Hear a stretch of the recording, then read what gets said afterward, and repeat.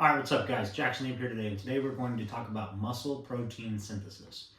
So, we all know that protein is extremely important, and yet I still get a lot of questions from people asking, why do I need to intake so much protein? It's so hard for me to hit my protein goal. I just don't understand why I have to eat this much. And today we're going to dive into exactly why we need to be eating adequate amounts of protein on a daily basis. So, when we think about I like to compare it to our older generation of people, our grandmas and grandpas. As they get older, we typically see them become a lot more fragile, a little bit more frail, typically a lot weaker. And a lot of this is due to the fact that they stop becoming active, they stop challenging their muscles, and their diets typically either change or they just continue to stay on the path of the same habits that they've always had, not consuming enough protein. And then they get into the later stages of life and they're still not consuming enough protein, and they're not challenging their muscles on a daily basis or giving them a proper stimulus to essentially require the body for them to grow and be stimulated to maintain their strength over time. This is why they become frail and weak. When we don't get enough protein in our diet, even if we are not the most active individuals out there, our bodies are not going to want to maintain the muscle size and or strength that we currently possess. This is known as muscle breakdown. Muscle is metabolically taxing.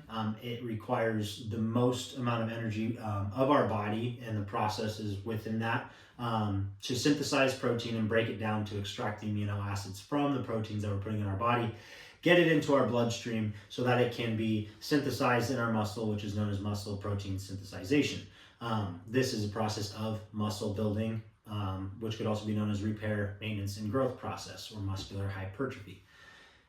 So when we're not intaking enough protein, this process can't happen. Now, you can imagine how this is exacerbated for those of us that are very active and athletic, and definitely are trying to push strength gains or at least be more capable, healthier, stronger version of ourselves at the least. And if we're not pairing those ambitions and our activity level with the right amount of protein, we will suffer from things like constant soreness, fatigue, like I just said, muscle breakdown, things of that nature.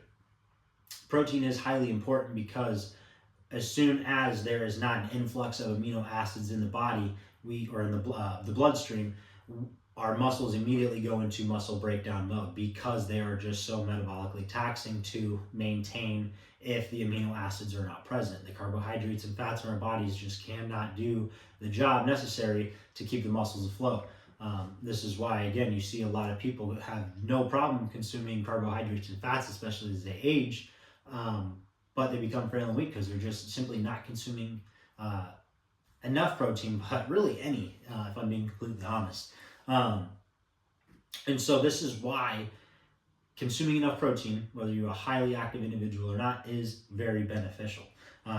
Because if we do not, like I just said, we do not have the right amount of amino acids in our bloodstream, our muscles are not going to be able to repair themselves. They're not going to be able to recover from the demands that we are placing on them. Therefore, they're going to break down and become weaker over time and not be able to support us or, the just daily activities, things like walking, sitting up and down, going up and down stairs, carrying groceries, things of that nature. Our bodies aren't going to be able to keep up with that over time. And so this is why protein is so extremely important. And now you can imagine how, like I've already said, how much more important it is for those of us that have lofty goals of building muscle, or like I said, at least trying to be a lot more capable, healthy versions of ourselves. So if you're not consuming enough protein, this process known as muscle protein synthesization and muscle breakdown is why.